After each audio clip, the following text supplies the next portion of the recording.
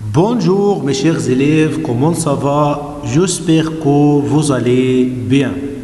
Aujourd'hui, on va voir une nouvelle leçon de grammaire. On va parler sur les articles partitifs, أدوات التجزئة. Du, de la, de l'apostrophe D. Du, devant le nom masculin singulier qui commence par consonne. Par exemple, je mange du pain, du chocolat, du gâteau, du sucre. Je bois du lait, du thé, du café. De là, devant le nom féminin singulier qui commence par consonne.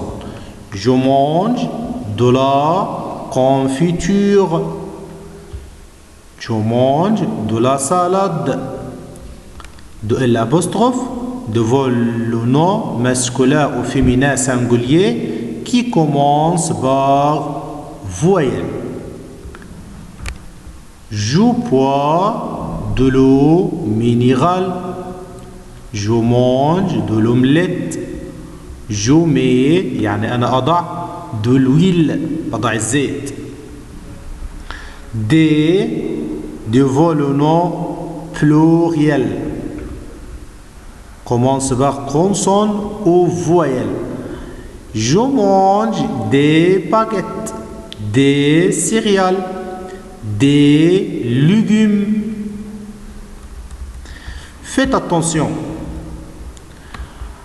Du, de la, de l'apostrophe D et un, une, des يعني أدوات النكرة وأدوات التجزئة à la forme négative في الجملة المنفية deviennent do ou do apostrophe بتصبح do أو do apostrophe sauf ما عدا si le sujet avec le verbe être إذا كان الفاعل بتاع الجملة بيكون معاه verbe être. Je veux un croissant. Je ne veux pas de croissant. J'achète des fruits. Je n'achète pas de fruits. طيب لو جملة بتقول c'est un fruit. C'est un fruit. عايز أقول إنها لا تكون فاكهة. Ce n'est pas un fruit. طب أنا ما حذفتش هنا الآن ما حولتهاش لدو ليه؟ علشان فيرب إتر هو الفعل بتاع إيه؟ بتاع الجملة. نبص مع بعض على الإكزرسيس اللي تحت ده يا شباب. عندنا choisir la bonne réponse du, de la, de l'apostrophe. Je bois. أيوة. Je bois du thé. احنا قلنا du مع الماسكولين، de la مع الفيمينا، de l'apostrophe مع الماسكولين والفيمينا qui commence par ايه؟ par voyelle. Nada mange de la confiture. De la confiture. Ali mange du pain. Ali mange du pain. Elle boit. أيوة احنا سامعك برافو عليك. Elle boit du café. Du café, du thé, du lait, du jus masculin. Très bien. Tu manges de la viande. De la viande. Ils boivent du jus de fruits. يعني هم بيشربوا عصير فاكهة.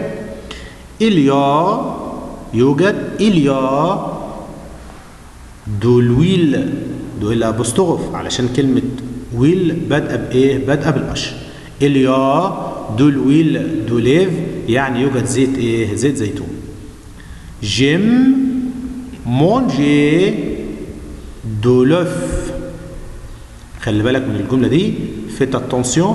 خلي بالك لو كان فعل الجملة هو verbe aimer أو adorer أو préférer أو détester كنت استخدمت بدل أدوات التجزئة أدوات المعرفة اللي هي اللو والله والأل أبستروف ليه. يعني مثلا j'aime l'œuf، j'aime le jus، j'aime la viande. أما بما إن الفعل اللي قبل النقط هو verbe manger أو acheter أو boire بستخدم معاهم إيه؟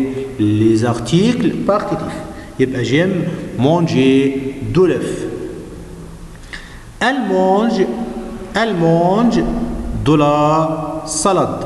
Elle mange de la salade. Les athlètes خلي بالك من الليزون. les athlètes aiment boire de l'eau. طب احنا ما قلناش les athlètes aiment l'eau ليه؟ علشان في verbe boire. يبقى les athlètes aiment boire de l'eau de l'apostrophe يعني. au déjeuner je mange du pain et je bois du chocolat.